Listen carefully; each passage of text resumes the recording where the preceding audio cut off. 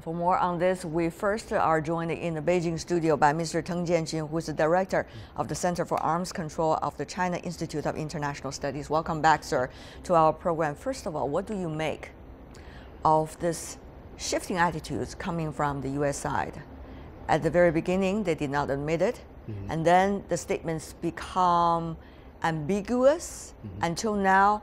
General Campbell admitted it was a mistake.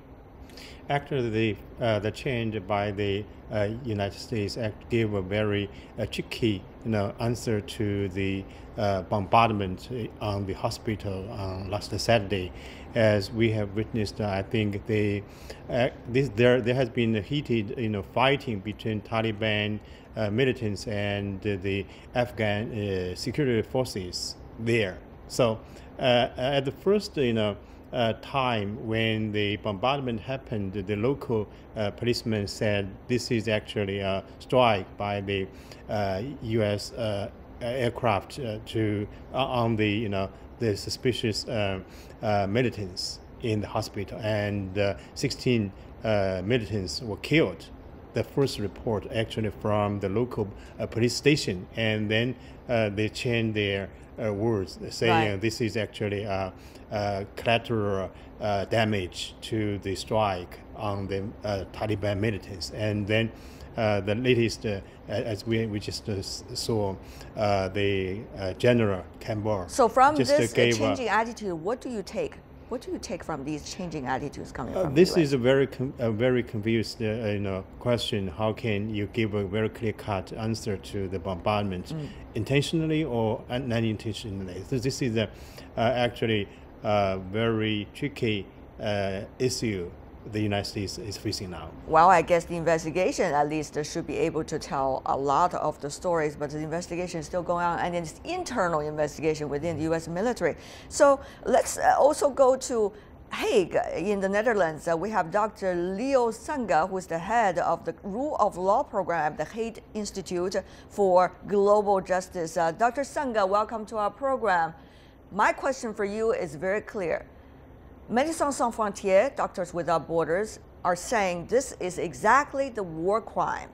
Clearly a war crime. From your perspective, is it? What kind of investigation is actually needed? Well, for sure it's a violation of the Geneva Conventions, first of all. Under the Geneva Conventions, certain acts, certain violations qualify as grave breaches of the Geneva Conventions, which basically comes out to or equates to crimes under international law. It's early days to kind of say whether this is a war crime or not, but I think MSF is on solid grounds to certainly suspect that it might be, and that an independent and impartial investigation would be useful. Whether the United States military courts should do that, MSF has taken issue with that, and they have taken the view that a U.S. military investigation or NATO or U.S. Afghan investigations would not satisfy people's expectations for at least the appearance of independence and impartiality, simply because the party would in some way be investigating its own possible responsibility. Now, under the Geneva Conventions, it is the expectation that the high contracting parties do investigate their own soldiers and commanders and try to see where the fault lies, and also to investigate whether there is criminal responsibility. So that is the setup of the Geneva Conventions, but and I should add that the United States has a very well developed judiciary and a very strong jurisprudence, and has carried out war crimes tribunals before successfully, but at the same time, it is always difficult to prosecute one's own, and there are sometimes political pressures, and I got your point. no we matter all what the understand results that will be, the there'll always be complex. some who If you are say, investigating on your own about yourself, let's go to Mr. Ivan Eland, who is now standing by now, Senior Fellow and Director from the Center for Peace and Liberty at the Independent Institute. He's coming from the United States in Fort Lauderdale, Florida. Welcome to our program. Sir, what do you think about the proposal made by Médecins Sans Frontières, Doctors Without Borders, suggesting let the what is called the International Humanitarian Fact-Finding Commission, which is an unknown, small-scale investigating commission to do the investigation, rather to let the United States or Afghanistan to get involved, or NATO to get involved in the exact investigation to find out the truth, as they say. What do you make of this suggestion? Well, I don't think it's a good idea to let anybody investigate themselves. So I do, whether this organization should do it, they probably should have an independent body come in.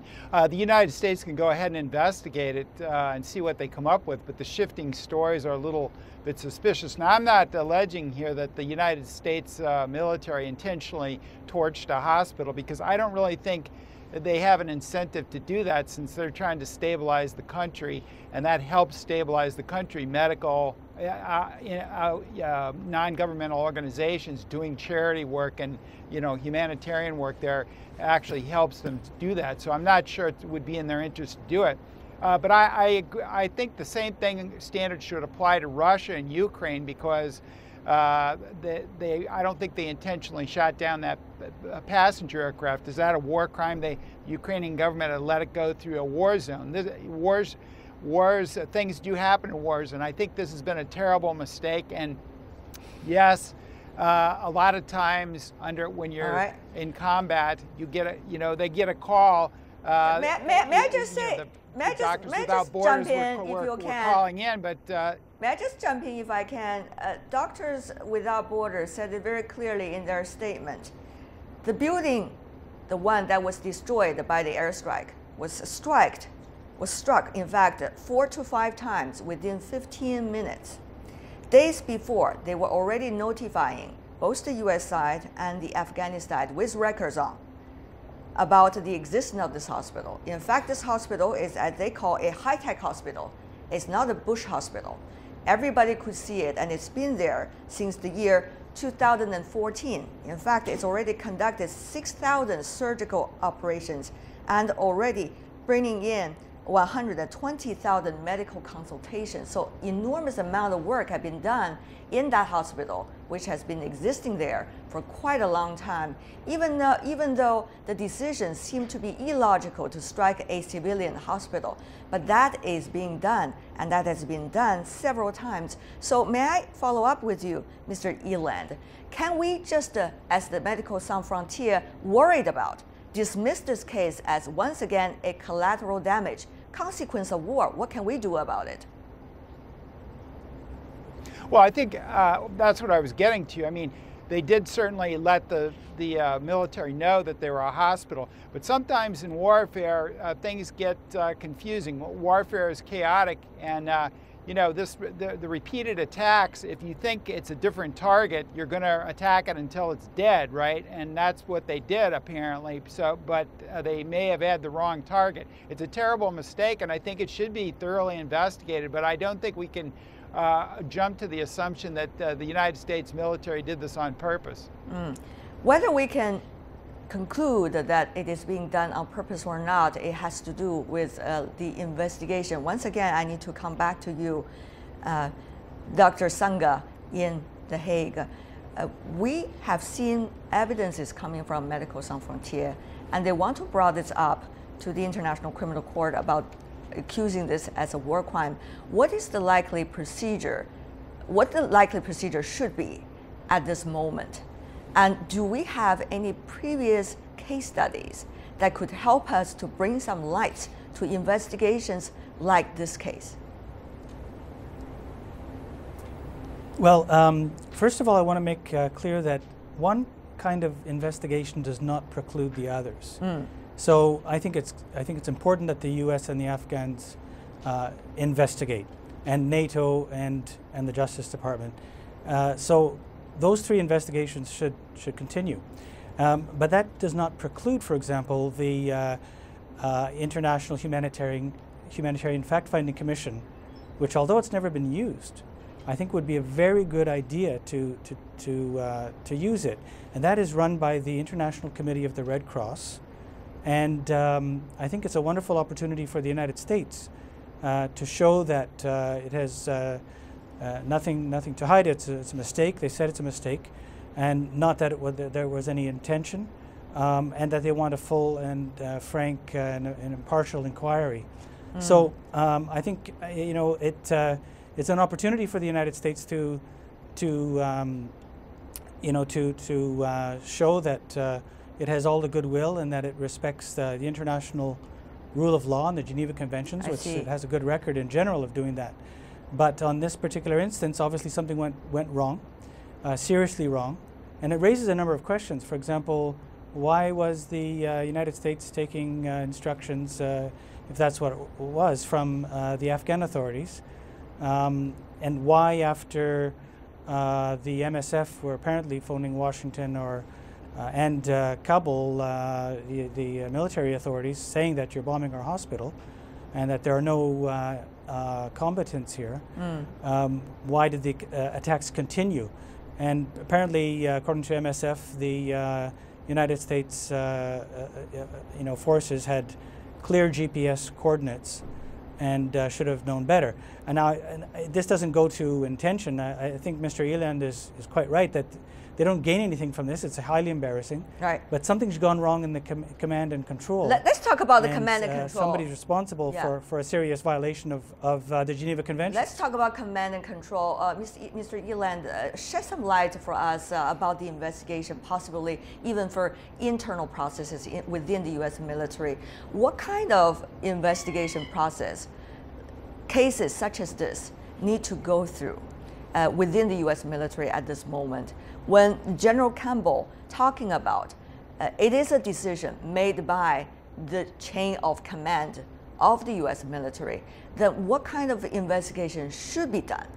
And also, when he admitted it was a mistake, usually in this case, what kind of level of generals and soldiers and the chain of command should bear the responsibilities?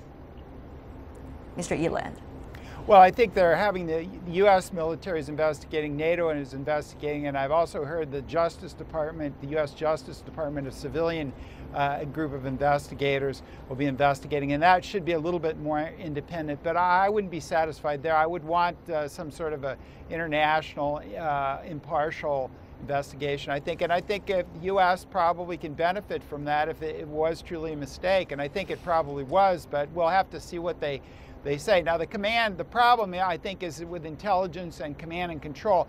I'm sure the Doctors Without Borders probably did send in the coordinates, and somehow they got messed up, and one hand of the U.S. military wasn't talking to the other, and they thought it was a target, and they shot it anyway, and with tragic consequences. But though, you never rule out military incompetence, never rule out situational problems on the battlefield. War is chaos, so I'm not excusing that, but during warfare anything can happen, and perhaps the U.S. military does need to improve its command and control and intelligence processes. Mr. Tang, this debate not only is about the investigation and what exactly happened, who should bear the responsibilities and what's going to be next. It is also becoming an internal debate inside the United States about whether this has a lot to do with the level of military inside Afghanistan from the United States. President Obama has always been on the side that the numbers should be reduced within a certain period of time. The military, of course, is standing on the other side. That's why we've seen a lot of change of command over the past few years. What do you make of this debate? Is this specific incident likely to be boiled inside the U.S. into that direction? Is that the right direction when you look at it? At least from President Obama's direction, I think he is willing to withdraw all the troops from Afghanistan and from Iraq. This is established policy by his administration. But the military, so far as we have witnessed in recent days, the attack from Taliban militants actually occupied some important cities very close to Kabul. So this is a new situation in Afghanistan. So the military prefer to, continue the operation against the Taliban militants, but but politician leaders in Washington D.C. is willing to withdraw all the troops. There are several plans already there. For example, according to the plan reached by the United States and Afghanistan administration, they should be 5,500, NATO troops stay in Afghanistan by the end of this year, and by the end of next year, all the NATO troops will withdraw from Afghanistan. Right. But the plan is there, but I don't think it's easy for the politician, in Washington D.C., in NATO, other countries, that can, carry out this plan. What do you think, Mr. Eland? Is this incident going to work in the direction toward the White House wish to withdraw troops, even for those the technical support of the Afghan troops as much as possible back to the United States? Or is it going to the other direction, that the U.S. should send more troops onto the ground, even combat troops? Well, I think this incident will probably have less of an effect than the takeover of Kunduz by the Taliban. I think, in fact, Obama is reconsidering that plan to pull all the troops out by 2016 now, and may leave 5,000 troops in there for supporting this using this air power, like we've just seen in this case, and doing counterterrorism missions. So that's a valid question. Should the United States pull out? I believe that we should pull all troops out of there on schedule. But I think this takeover of Kunduz by the Taliban is causing the White House to reassess that, because they're talking about, I guess, about 5,000 troops being left. And of course, that always opens up the fact that the United States could build up its forces again, as it's starting to in Iraq.